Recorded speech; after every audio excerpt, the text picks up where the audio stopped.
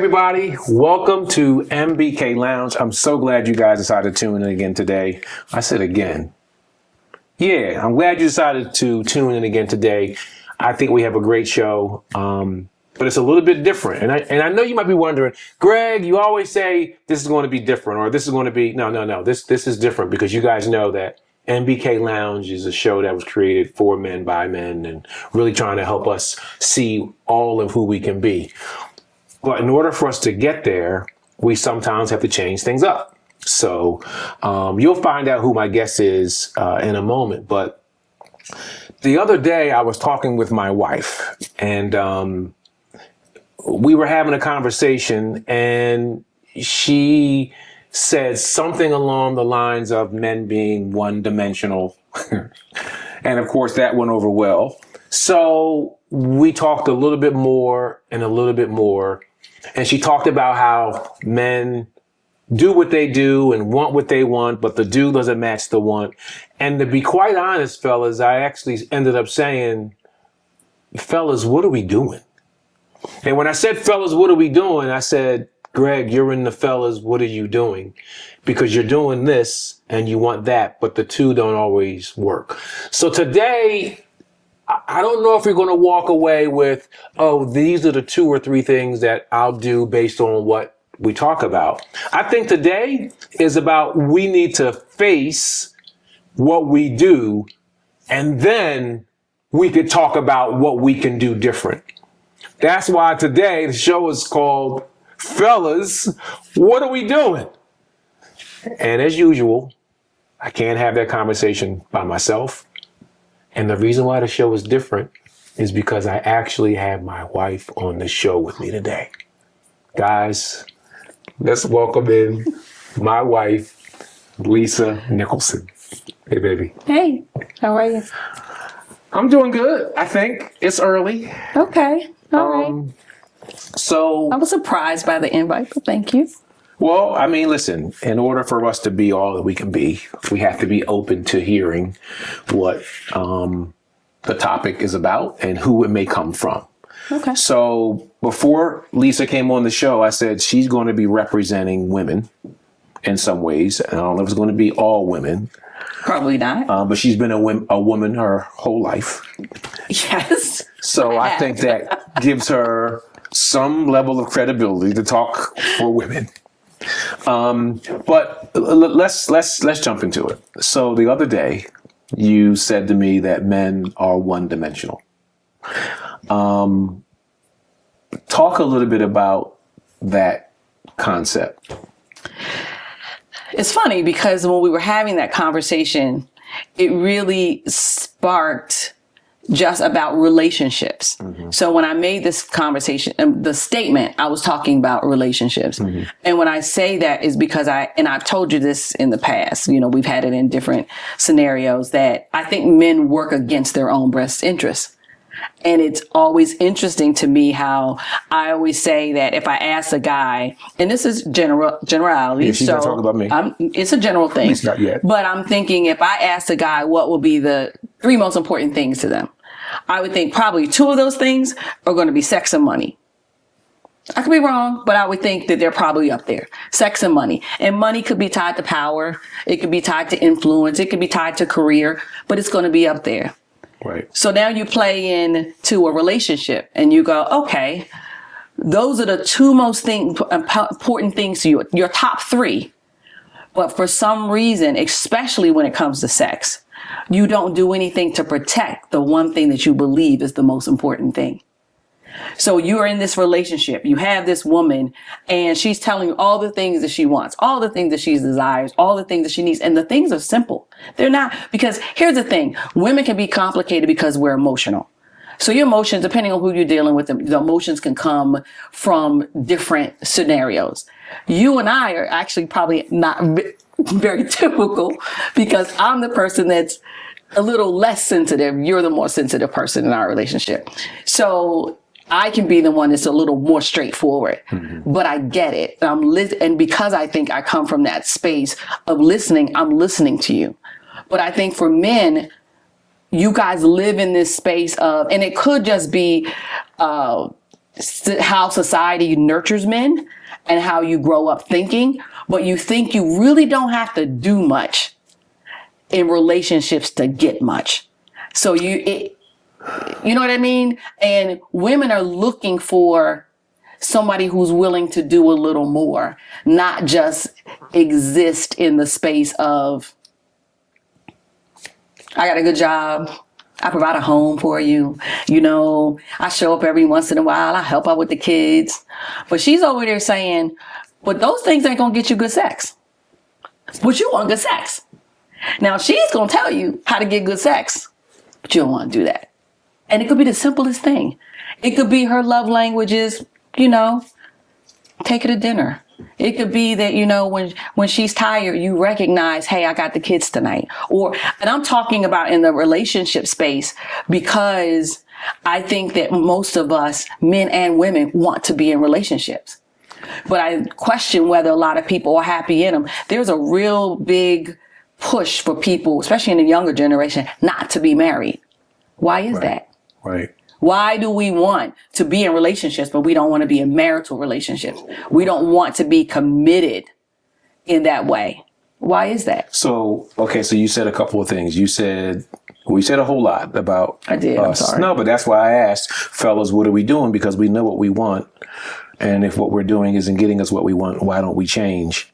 And that's a question within itself. But I think the people aren't getting married because you mentioned commitment. And they also see marriages that aren't good examples, right? So they're like, why do I even need to get married? The ones that I've seen didn't go well, or I don't need to totally commit. I want to do what I want. I think that's unfortunate that kids or younger people may be seeing it that way. But I also think that, and I told you this in the past too, when you're around guys, especially guys that aren't married, I think that married men who have good marriages don't do enough to promote good marriage.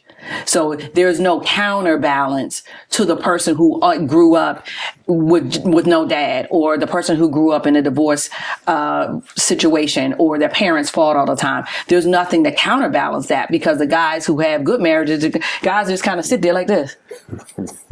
You know, we was at the thing, and this guy, everybody, and I would always say to you, well, why didn't you speak up? You know, because women, we talk all day about what's good, what's bad, what's going right, what's not going right. And you guys never, if it's going right, you never counterbalance that argument unless you're talking about sports. So I mean, I know that sounds a little, but I always find that, you know, let you start talking about your sports team, you'll start telling all the goods and bads. But if you're talking about relationships, you don't have enough to counterbalance the narrative of these committed relationships suck. So, okay, so that is a little bit outside of. Sorry. No. I mean, it's relevant because I think there are things that we need to do. We literally are talking people out of marriage, because if the guys are in the barbershop, or if the guys are somewhere, and you got the guys who are in marriages where they're not fulfilled, and they're talking the loudest, and the guys who are in a good relationship, and they're not saying anything. The guy who's single in the barbershop is going, why do I want to get married and take a chance of being trapped like the dude who's not fulfilled? But I think too, there's a concept that I recently heard about a radiant wife. And the gentleman said to me, and he's probably watching right now, hopefully, he said he wants to have a radiant wife. And what he wants is his wife, when she's in the beauty shop, the nail salon, wherever women congregate, that she is there talking about how good her husband is and how great marriage is. And what you're saying is that men owe it to other men or younger men who are still open to marriage to say good things about it. Because look, we've been married 29 years. Mm-hmm. And I will say, it's been great. Now, that's the overall rating. You know, but there's been some of these. It speaks some alleys. Yeah. So, but I wanted, though that was a little bit outside of it, I think it's still an obligation. I think what you're saying that we as married men should have. I do, but also the thing is that when I think of men and women in relationship, and even if you're not married, being a woman, as you mentioned, all my life, I think that one of the things that's really key is understanding that most women. I'm not saying all, there are plenty, and I think some of them that fall in that category, I don't want to be married, have been hurt or jaded so much by men.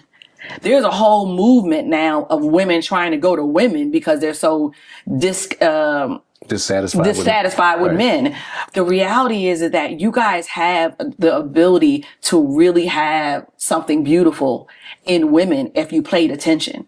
You have the ability to set this woman's life on fire if you just paid attention. And I always tell you, I do believe that men are innately selfish. I think that there's a selfishness that's built in that doesn't allow you, that you have to really peel back to say, I think that there is a space that you have to learn to listen, nurture, and move on that. Versus, here I am, see me roar kind of thing. We're not in competition with men. We want you to show up. And when I say one dimensional, I mean it in a space of seeing life in its totality, seeing that circle that says, if you do this, you get this. If you get that, you get this. If that happens, then you do this. As opposed to, if I just work hard enough, and, provide a good home, everything's going to be good. Or if I just do this versus really paying attention and listening. And I hope it's making No, it does make sense. But here's what happens though, right? So you talked about how we're raised, right? And some of it is innate, the males and females, where there are some things that about us that are innately there, right? And men are, we're talk about hunters and gatherers, right? So there is this fend for yourself. But what happens is, so we're raised a certain way. There are some things that are innate.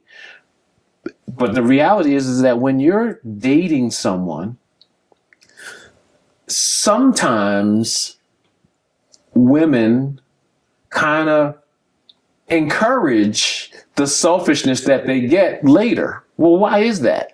What do you mean? So, give me an example. Well, you think early on, you think we're cute. You think we're fun. It's all giggle town, right? So early in marriage, just, people call it the honeymoon and all that honeymoon period. But the reality is that there are things that I do during that period where, everything is good, according to me, right? And then we see it as, you're changing because I'm basically who I've always been. And then now you're telling me that's not good enough. Like because before, as the provider, as the one keeping the lights on, and I'm not saying that women who, obviously women work and contribute and they could be the breadwinner, but there's something about who I am, and not necessarily what I do that still causes you to want to be with me, be around me. And we're talking intimately. And it's okay. You know what I mean? So sometimes you guys perpetuate this whole thing that you don't like. I absolutely agree with you. I mean, because I think that comes back to people understanding and having their own self-awareness about relationships and having a certain level of honesty. Meaning that I always said, even when I was dating you, I know if you, and I think that's the other part. That we as these gender roles, we don't understand the gender and what the expectation is and what people want. I personally believe, that men are creatures of habits. You know what I mean? Meaning that if you date somebody and you cook them dinner every day and you come in and you set it up, and guess what? He gonna want dinner every day. That's right. And guess what? Rightfully so. Because you told him that was part of the deal. That's why when I dated you, I didn't make you do it every day. I didn't make your plate because I knew I didn't want to set you up for something I wasn't going to do. When you met me, I worked out 6 days a week. I knew that what you were going to get, I wanted to be what I was already. I was already physically fit. So guess what? You were going to get somebody, and at 58 years old, you got somebody who's still physically fit. So I wasn't trying to put on this thing of doing something that I wasn't going to continue to do. So I do think that there's a lot of false narratives out there. I do think that there are people out there, men and women, who just trying to hook the line, who just trying to get, just trying to get the babe or get the guy. And they have no idea what this marriage thing really looks like, or what this really committed relationship looks like. So there is a lot of, you get in it and he was fine. It was fine when you were dating him, and now you're married to him and it's not good enough. I agree with that. But I also believe that regardless of what she's doing, there should be a standard to which you come into a relationship, believing that this is how you show up, believing this is the guy you should be, believing that this is how you support someone, regardless of what they're doing. Because we can all change for whatever reason. You could get sick. You could get, you married a girl because she gives you good sex. What happens if she gets sick? She can't give you sex anymore. What happens if the guy, ends up with ED? All these things can happen in relationships. So you got to go in with understanding who you want to portray yourself to be. And when you're not that person, to the person who you really want to be connected to, then I say to yourself, what are you doing? We had a conversation even last year where I just came to you and I said, I'm going to stop asking you to do what I want you to do. My expectation is we've been talking about the same thing over and over again. I'm going to tell you, and I just want you to do it. My expectation is you're just going to do it. And you're going to do it because you care that I want it done. I think that in relationships, that needs to be enough. It's not easy. I'm not saying it's easy, but when you're married for 29 years and you still saying ... why are we still doing that? So then why are we still having that dance? So I found myself. I can get a new dance. I don't need that dance. Wait. I didn't say a new partner. I just said a new dance. Oh, okay. I can get a new dance with you. We say, hold up now. I know what you meant. You know what I mean? This is, you might think that this question is. No, we might be going off topic. No. This is, when I said that this show was called Fellas, What Are We Doing? All of this is a part of where you started, which was not the one-dimensional thing. Because the one-dimensional thing, as you explained, it takes us to selfish, and one-dimensional to selfish takes us to, I'm all about football, or I'm all about gardening. That thing that you're into. Right. Because even you'll say, oh, I don't have the time for anything. I said, but I just watched you go out in the yard for 3 hours. But if I ask you something, well, I ain't got no time to do that. I'm like, no, you got time for what figuratively speaking. You got time for what you want to figure out. Because when I ask, it's like, I don't have time. And I'm like, but every time, somehow, you find the time for what you find. Watching the Eagles. That you want to do. Going down to the yard. So let me ask you this Running question. Marathons, whatever that is. You seem to find the time to do that. And that takes us back to, fellas, what are we doing? Because we want what we want, but we're not.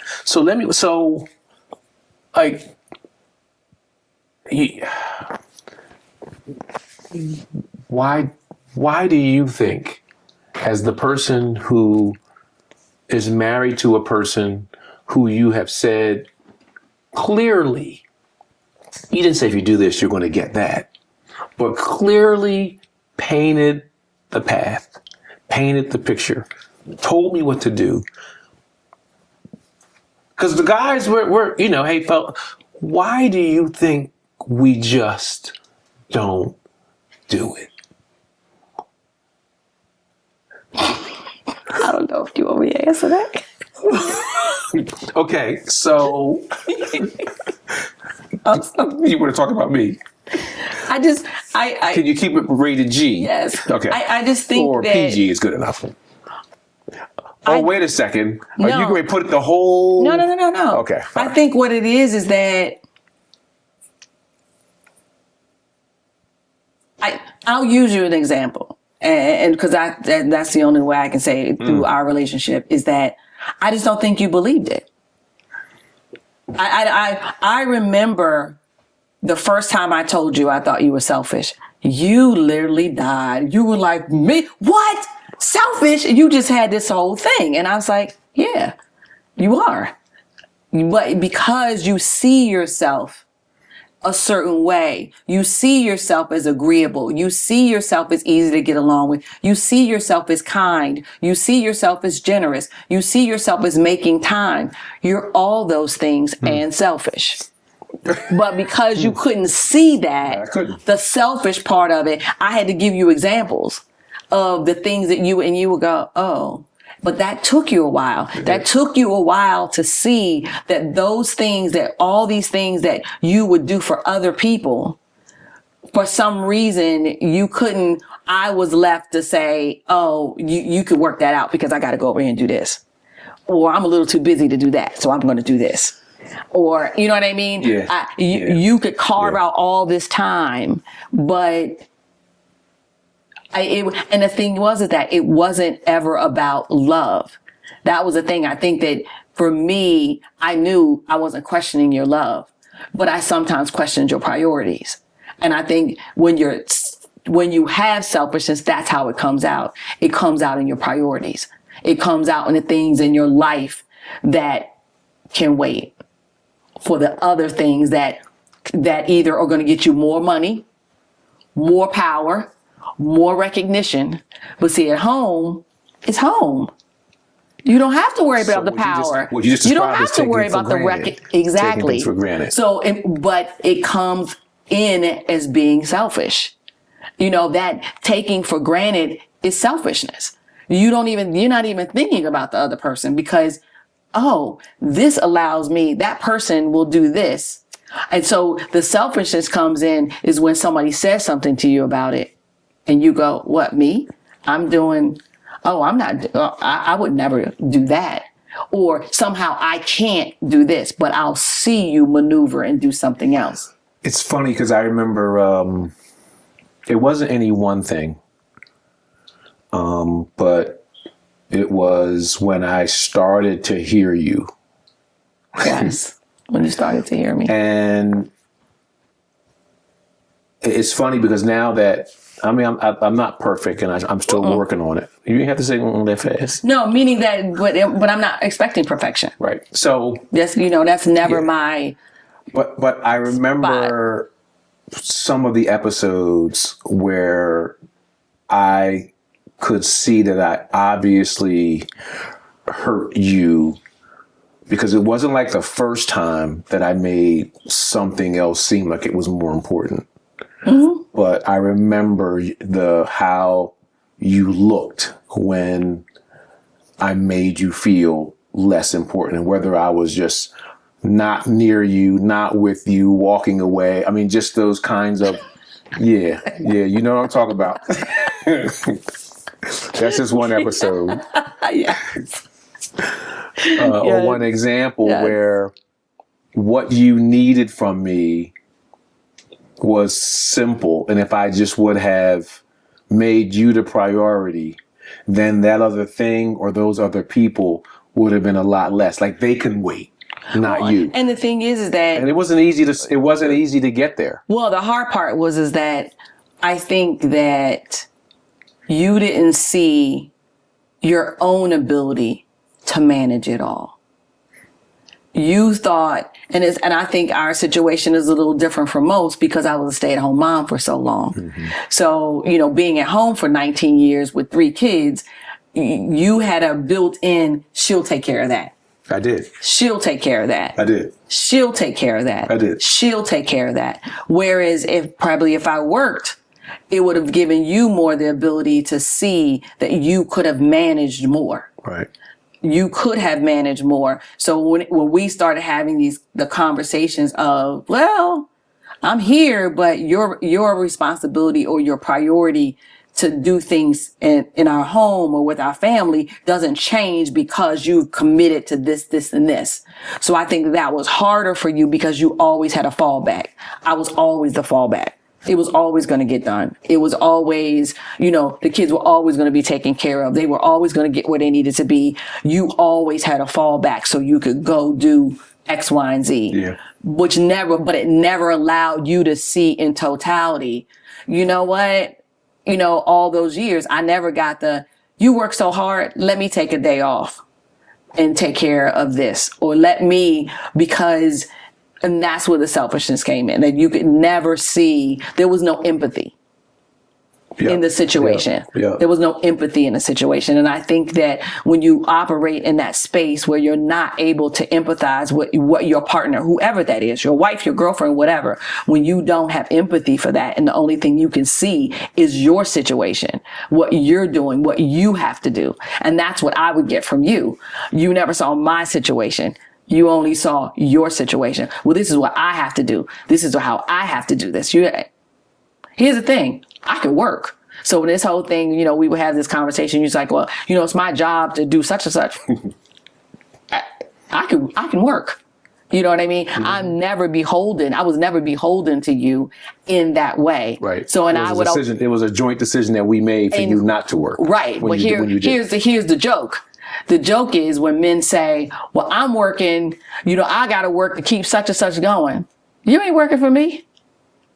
And I would tell you that all the time. If I disappear tomorrow, you would work just as hard as you're working now. Having a family for most successful men or hardworking guys or men who really are career oriented, your family is just a byproduct of that. It is not why you're doing what you're doing. You happen to have maybe more of a reason to do it. But if your wife and kids just disappeared, poof, you just said, I don't want wife and kids no more, and they just went away, you get up every day to the same job, doing the same thing. You wouldn't all of a sudden go, I'm quitting my job and I'm just going, bike pedal around Europe. That's deep. You would get up every single day doing the exact same thing for the same people, making the same money. You would not give up your life for if your wife and kids weren't there. So this notion of I'm just doing it for them is a fact. I think it's a lie.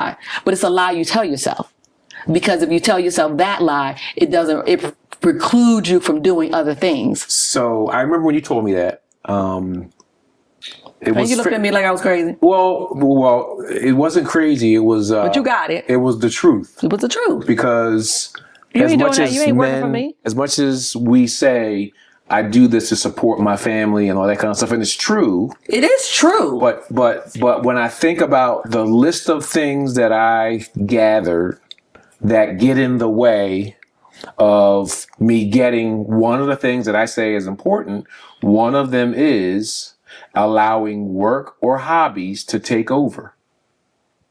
And the reality is that I like to say, well, I'm working long and I'm working really hard. Hobby might be a little more, I work all week and then I go, bowling with my friends all weekend. You're like, yeah, maybe I should cut back on that. But work, that's hard for guys because we're doing that really as much for ourselves as we are for those who we say we're doing it for. Because if everybody left, I still want to be the best at X. I still want to be promoted. I still want to be recognized, which are all things that are important to men. When you say what are the 2 or 3, one of them also is recognition, which is tied to power, position. Look at what accomplishment is on that list. So we do that anyway. Right. And that's why men sometimes have a hard time in dating women who want more, because their thing is, I want to see you more. I want to go out more. I want to do well. That is, we could do that. But at the end of the day, it's tied into what he really, really wants to do. And it has really nothing to do with this relationship. Ultimately, it really doesn't. I meant to say, I know why I said that. And I think that then when the woman asks for more, you become a nag. You want him to do something, you're nagging him. But all she's really saying is she's trying to find a place. She's trying to find a place. Where do I fit in this? Where do I fit in to the life that you're going to have, whether I'm there or not? Your life was going to be what it was, what it is now, whether I'm here or not. So I've got to find that space that says, you've got to fit me in somewhere. You got to make this make sense. So it's funny. So I have a list of things that I said, what I used your term, you make us one dimensional, but get in the way. We talked about taking love for granted, right? We talked about allowing work, and or hobbies to get in the way. You touched on it, not actively listening, right? Because no snickering, because when you told me things, I didn't hear it, but actively listening can be even more than, I'm not just telling you this so that you can get what you want. It could just be, I'm just talking to you about things and I'm just not actively listening. Right. So I don't know if you can jump in to share anything, on that, but another one that you haven't talked about yet, and maybe in some ways you did, but neglecting emotional connection. Right. So earlier you talked about how I'm a little more the emotional person in this. Right. But I will admit that there were times when, because I'm a little more emotional, it doesn't mean that you're not emotional at all. So I would make decisions as if you were not emotional at all. And I probably should not have, but again, it goes back to, fellas, what are you doing? Because it made me do some things that I shouldn't have done, right?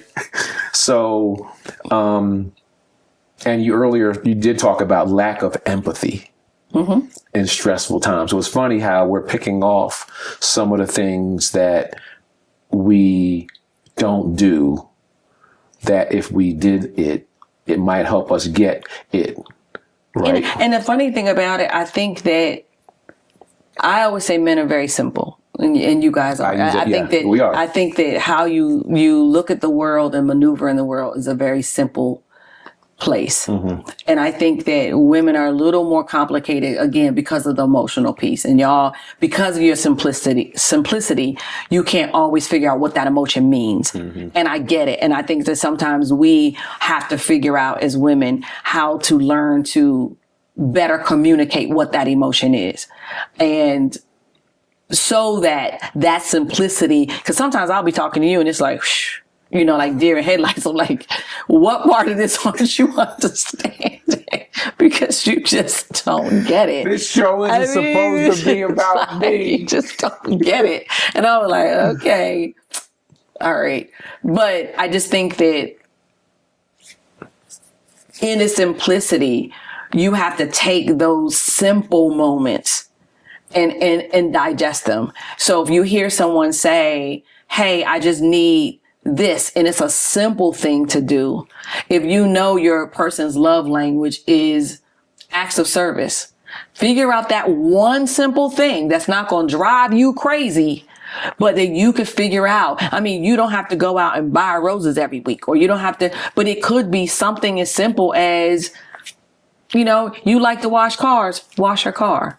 You like to do that thing that you're going to do anyway. Do it for her. You want to. So it's one of those things that I feel like, again, y'all sometimes work against your best interests, and especially when it comes to sex. You'll hear so many men complain about sex. And I'm like, guess what? If the woman's saying she's too tired, help us out. Figure it out. If you keep doing that, helping her out, and then you find that you're still not getting the sex, you probably have a bigger problem than the sex. That's what people don't really want to look at. You might have a bigger problem than the sex. Maybe she's just not attracted to you anymore. I mean, it's hard, but maybe that's the problem. Maybe you need to do a little more to get her more attracted to you. Right, that could be a symptom of the stuff you're not doing. Yeah, because the reality is, Greg, I chose you. I chose you the way you looked. I chose you what you were doing. I chose you, based on your whatever activity, whatever you were doing, I chose you. I could have said no. So that means at some point I loved you enough to say yes. So I'm pro-marriage. I will say that. So I loved you enough to say yes. So that means I can love you enough to say yes again. So you just have to figure out where do we, if you care enough, and this is not just men, it's women too. If you care enough, you have to figure out how do we get back on the road to yes? Because we both said yes. Now, if you said yes and now you have buyer's remorse, I would hope your buyer's remorse came earlier than, it's always interesting to me, people get married 30 years and then they get divorced.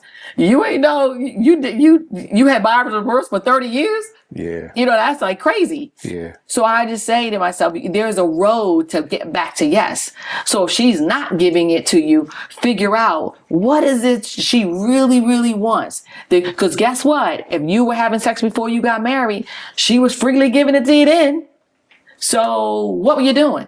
Yeah. What has changed? What made her say, nah? Yeah. Yeah. It goes back to, fellas, what are you doing? I mean, because that is what's important to you. Right. If sex is your number 10, then I get it. Right. But if sex is your number 1 and you ain't getting it, I'm looking at you like, dude, what you doing? Right. Right. That's like saying, hey, I want a new job, but y'all want to make more money, but you ain't looking for a job. It's just like somebody would look at you and go, what are you doing? So you just talked about another area, ignoring small acts of kindness. That's another one on the list of things that we don't do, right? That was a big deal for me with us. You know what I mean? That was one of the things that we had issues with, just small little things that was just neglected. And it was just kind of like, well, taken for granted, neglect, whatever you want to say. Right. But those things would have gone a long way. Yeah. And they were simple things. It wasn't like I was saying, hey, you got to wine and dine me, or I don't care about that kind of stuff. Right. That's not who I am. I don't really care about my acts of, my love language isn't gifts. Right. You know what I mean? It's not. So there's one more piece that I want to talk about before we close out. Okay. Because a lot of this, when it comes to, hey fellas, what are we doing? And you talked about area that I know about. We talk about love language. We talk about apology language, right? Is that what they call it? Apology languages. Failing to resolve conflict properly. How important is that to you, to women? I mean, I know to you, but to women. Remember, you're the representative today. It's really important to me.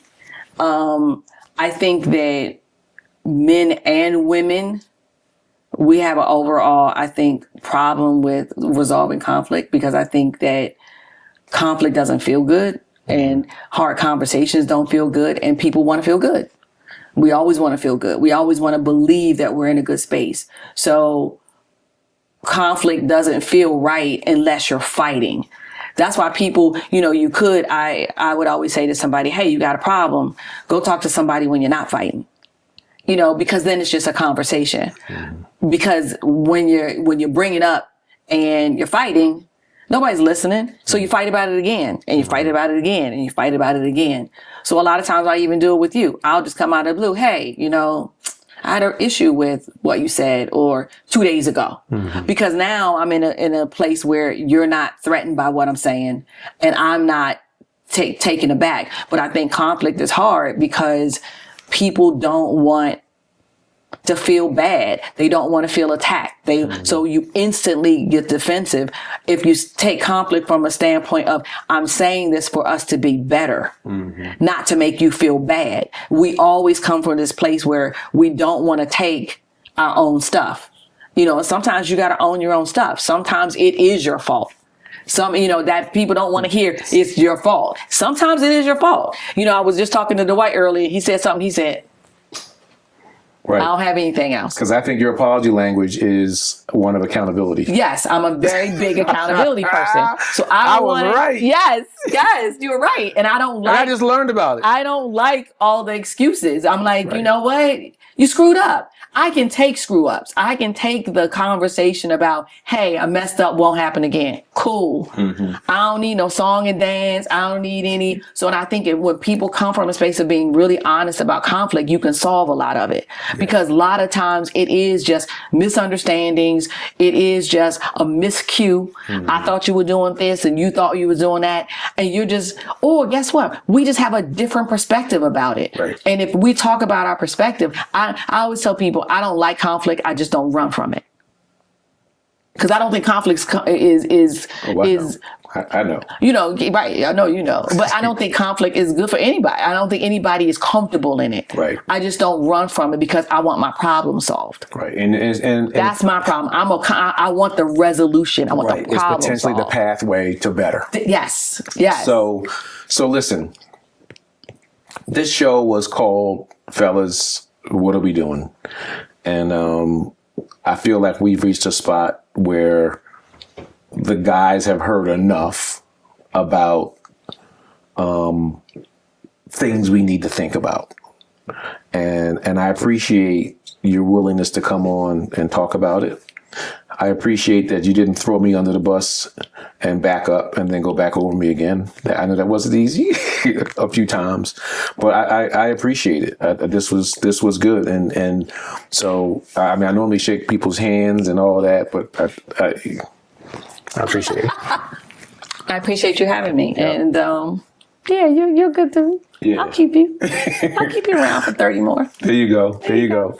So fellas, the question was, what are we doing?